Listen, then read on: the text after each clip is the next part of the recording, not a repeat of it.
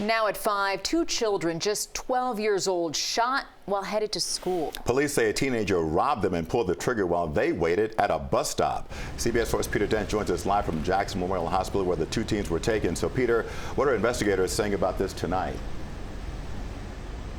Well, at this point, Jim and Lauren, Miami-Dade police say that the conditions of the two 12-year-old boys has stabilized. They are going to be okay, but they are truly troubled by this case. The 12-year-old boys were rushed to Jackson Memorial Hospital just before 8 in the morning. They were hoping to get on their school bus, but instead they ended up being transported to the Ryder Trauma Center.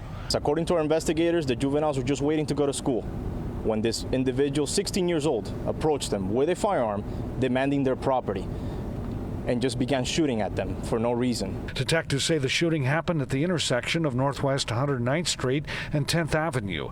They did not say if the teenage gunman knows the victims. The questions that detectives are asking themselves right now, why is a 16-year-old armed with firearms?